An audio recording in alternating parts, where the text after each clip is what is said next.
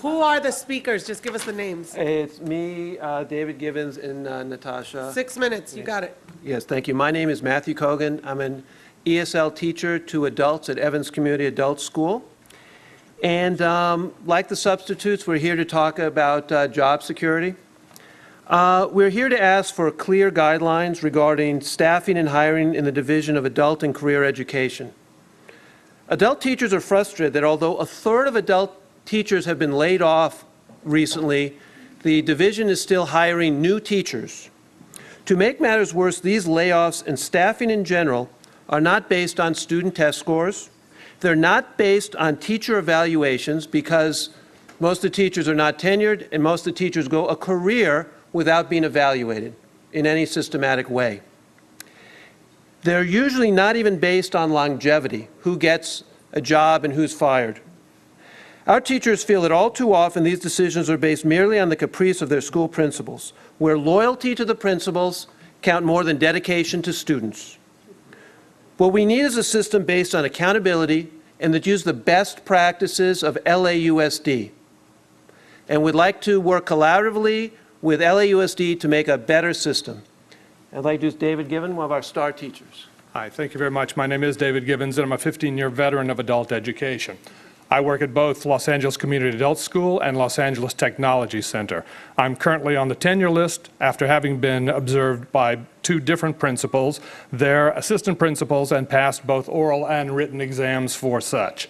In my 15 years, I've taught all the levels, 1 through 6, at 15 to 20 different schools and in locations as diverse as classrooms, cafeterias, and community rooms.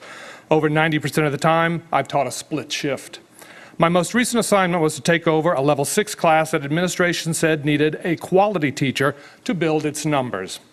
I brought the numbers up from an 8 to 12 per day to 22 to 28 students per day.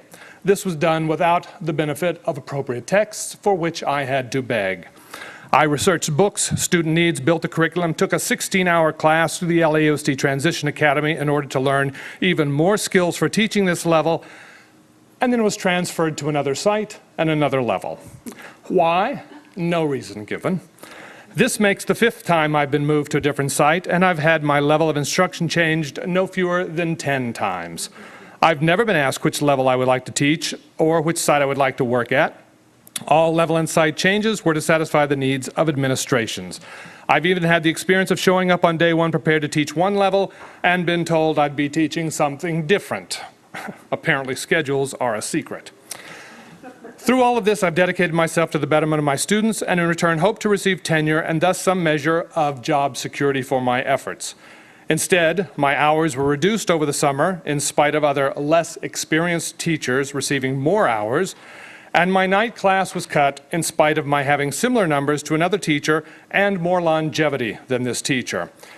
To add insult to injury, I was notified of the class closing while on my way out the door at the end of the night. Will I receive tenure? Not likely. Why? The old standard song, no money in the budget. Adult Ed needs a system of accountability and uses the best practices of the LAUSD. Thank you for your time. Thank you.